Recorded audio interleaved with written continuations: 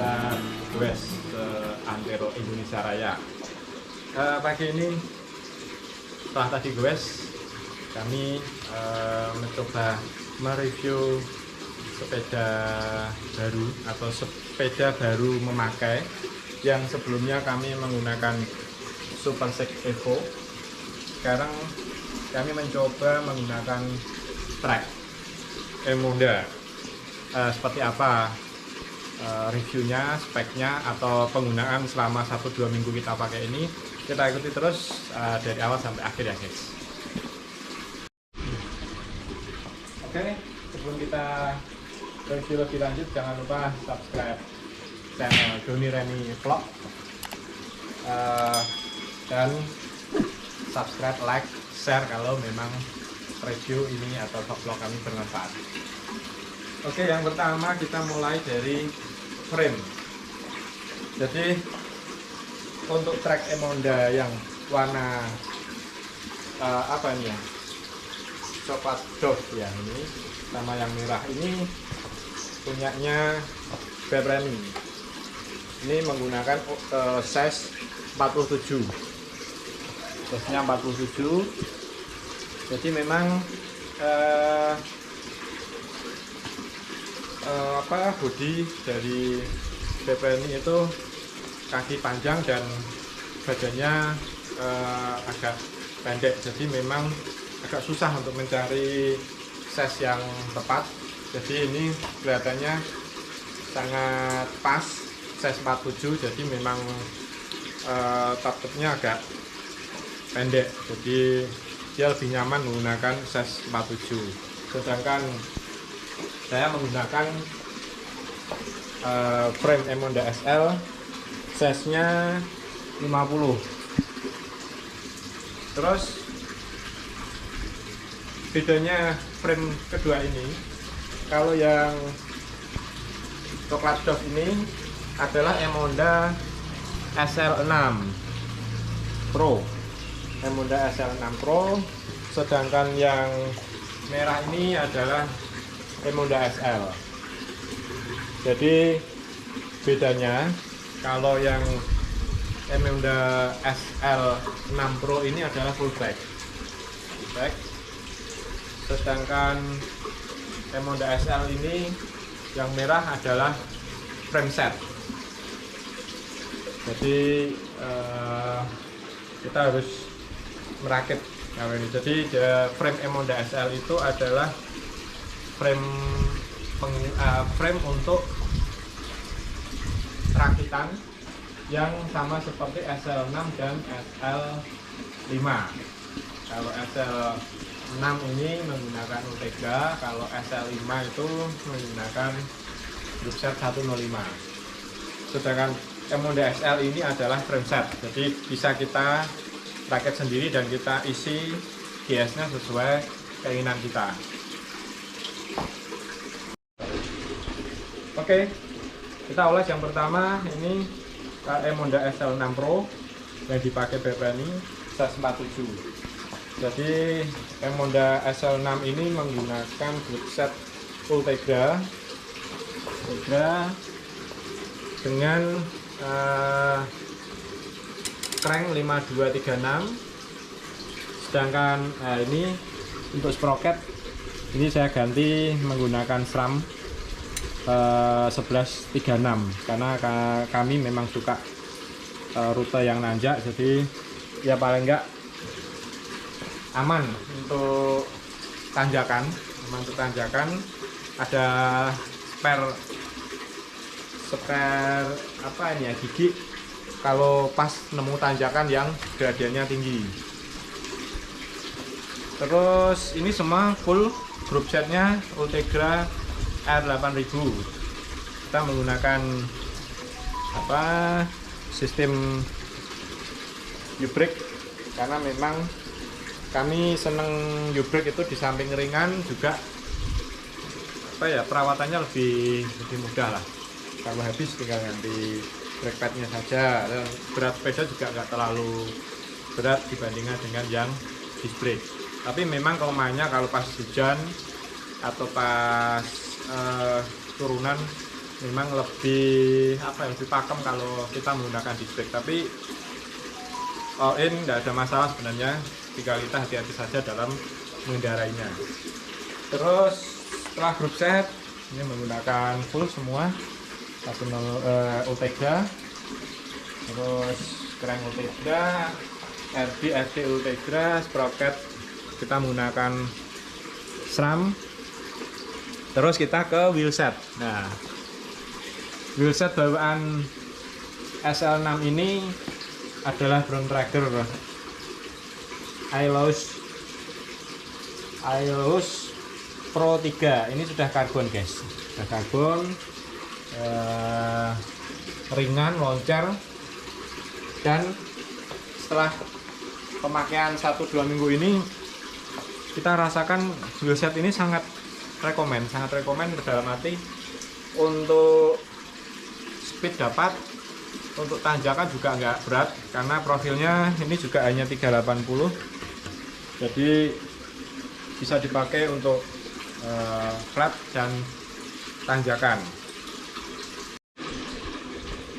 Selanjutnya setelah diktet dan wheelset, oh ya, ini kita menggunakan ban Grand Prix GP 4000, ini 723C. Lumayan enak ini untuk rute flat dan tanjakan juga. Dan yang aksesoris lain yang kita menggunakan saddle, ini BPNI, ini saddle kesayangan Pro Steel Carbon, jadi baik bantalan dan relnya karbon. Ini beratnya 160 gram, jadi ini lumayan ringan, lumayan nyaman. Lebarnya ini menggunakan 155 kalau tidak salah ini, jadi pas diukur sesuai pantat 155 dan nyaman. Untuk stem dan drawbar ini bawaan Bontrager, bawaan dari belum diganti. Dan ini juga size 47, juga drawbarnya lebarnya 38, jadi pas dengan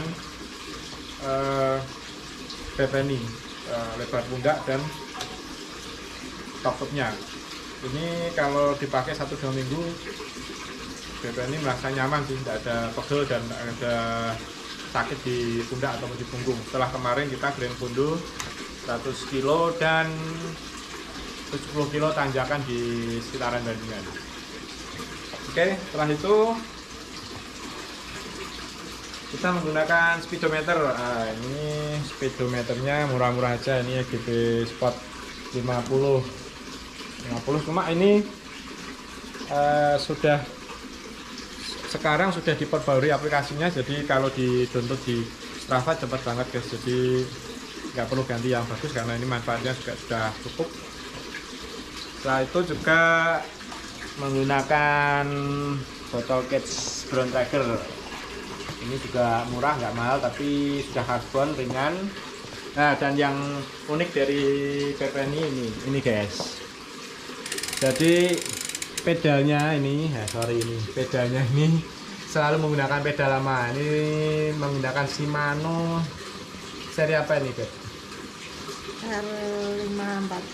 R540. Ini berat sih, cuma dia sudah merasa nyaman karena kalau dipasang di klitnya, di sepatu klitnya gampang dilepas, gampang diklitkan. Jadi dia selalu menggunakan ini. Mungkin nanti next mau ganti yang lain kalau sudah mantep guys. Oh ya, untuk frame ini kebetulan kemarin sudah terpasang sensor. Nah, ini ada sensornya bawaan SL6. Ini untuk sensor cadence, ini bawaan juga, dan ini ada sensor speed. Jadi sudah lumayan, ini sudah ada bawaan sensornya. Jadi tidak perlu menambah aksesoris lain untuk sensor cadence dan speed karena di sepeda ini sudah ada. Oke, untuk yang SL6 Pro ini itu ada stiker ini guys, ada stiker lingkar. Nah itu ada stikernya, itu yang SL6 Pro, jadi ada stiker seperti itu. Terus untuk seat post, nah ini untuk seat post ini Emonda ini memang agak unik. Jadi seat postnya ini di luar, sedangkan frame-nya masuk di dalam. Seat post ini ada dua, jadi kalau tidak salah 135 sama 175, dan yang kita pakai ini adalah yang 135, sama seperti juga yang itu. Jadi untuk kaki-kaki panjang seperti saya atau Beba ini mungkin sebenarnya ini sudah mentok, kurang naik. Nanti coba kita upgrade, kita fitting lagi, karena ini sudah maksimal guys. Jadi ini ada penunjuknya, ada garisnya, ini tingginya sudah maksimal, ada maksimal anunya, jadi sudah maksimal. Jadi ya apa boleh buat, ini tinggi maksimalnya yang kita peroleh sekian. Jadi nanti setelah ini selesai, kita review ini, nanti kita akan cerita penggunaan kita selama 1-2 minggu yang lalu. Oke, ini sekarang kita akan review yang Trek SL, Emonda SL. Ini yang saya pakai 150 HD. Oke, untuk yang pertama frame-nya ini masih istimewa, masih mulus. Terus saya menggunakan yang 150. Dan kenapa saya memilih SL, karena saya akan bisa merakit sesuai keinginan. Kebetulan saya ada wheelset super team, jadi kita rakit sendiri. Dan kemarin juga saya belikan grup set Ultegra. Nah, grup set Ultegra ini menggunakan crank 5236, sama 5236. Terus nah ini juga sama, ini saya ganti seperti punya Bebani, ini menggunakan SRAM 1136, karena memang rute kita itu kebanyakan rute nanjak, karena rumah kita juga di Semarang atas, jadi kita menggunakan sprocket yang lumayan besar untuk cadangan ketika kita akan nanjak yang gradien tinggi. Ini menggunakan R8000, Ultegra R8000 crank, terus FD, RD nya kita menggunakan yang medium, dan drifter sama ini juga full Ultegra.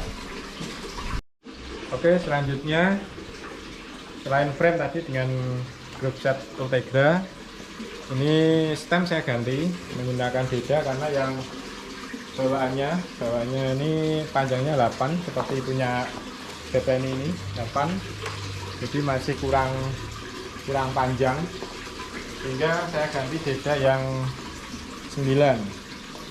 Ini 9 panjangnya, dan throttle-nya juga bawaannya 42, ini saya ganti yang 40. Ini sudah karbon juga, produk Taiwan karbon 40, sama ini beda. Ini lumayan ringan, lumayan nyaman juga saya pakai 1-2 minggu ini. Terus saddle, nah ini saddle ini menggunakan bawaan yang ini guys, Brown Traeger bawaan ini, karena BP ini sayang dengan saddle ini, sehingga saddle bawaannya saya pindah ke sini. Dan ini sangat nyaman sekali, selain tebel, gel tebel, ini serinya Brown Traeger Montrose. Nah ini serinya guys, ini Brown Traeger. Ini sangat nyaman, saya pakai 2 minggu ini, pantat nggak sakit. Tapi memang saddle ini agak berat. Kalau tadi yang ini full karbon, yang Pro Steel karbon ini beratnya sekitar 150 gram.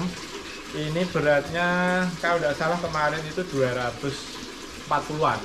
Jadi hampir selisih 80-90 atau hampir 1 on lah kira-kira beratnya. Cuma karena nyaman tetap saya pakai.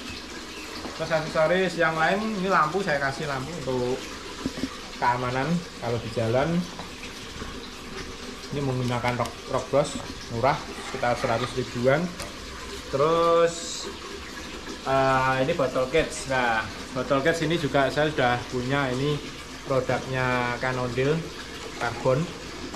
Lumayan mahal sih dulu ini beli, cuma ringan dan awet. Terus oh ya, frame-nya ini sudah uji ya guys, sudah uji. Masih ada pengamannya juga ini untuk group setnya supaya rantai tidak lepas ke dalam. Ada pengamannya semua untuk tipe Emonda SL5, SL6 ada. Dan yang terakhir ini mungkin wheelset. Nah, ini wheelset saya menggunakan wheelset lama yang sebelumnya saya pakai di Super Team 380. Ringan banget ini, seloncer ringan, sudah uji juga. Ada brake line-nya,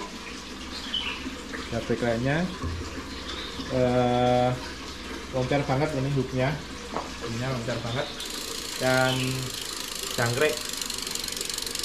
Tapi bedanya dengan yang SL6 Pro itu memang ini belum ada sensornya guys, jadi masih bawaan frame, sehingga ini saya pasang sensor Cadence sendiri ya, yang murah-murah lah.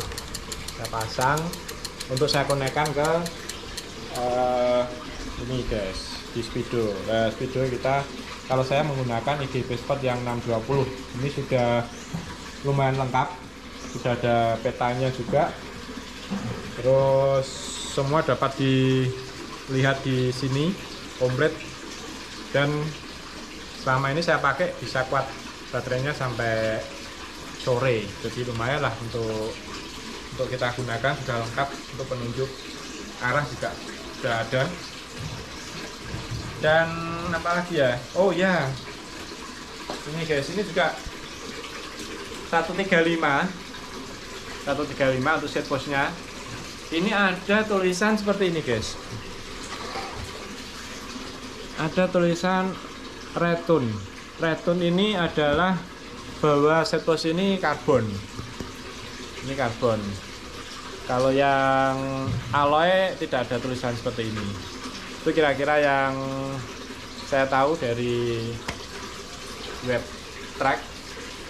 Jadi ini sudah karbon, ini juga sudah maksimal tingginya, sehingga memang perlu kita upgrade yang 175 untuk set postnya. Ini jadi kedua track ini set postnya 135, kurang tinggi buat kami yang agak aneh bodinya. Jadi kakinya agak panjang tapi badannya nggak terlalu panjang, jadi lebih susah kalau mencari size.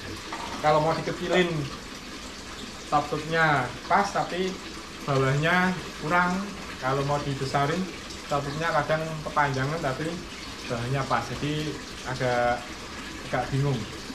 Tapi kedua sepeda ini kita pakai 1-2 minggu ini sudah sangat nyaman. Jadi nanti saya akan review yang terakhir, bedanya dengan sepeda kami yang sebelumnya.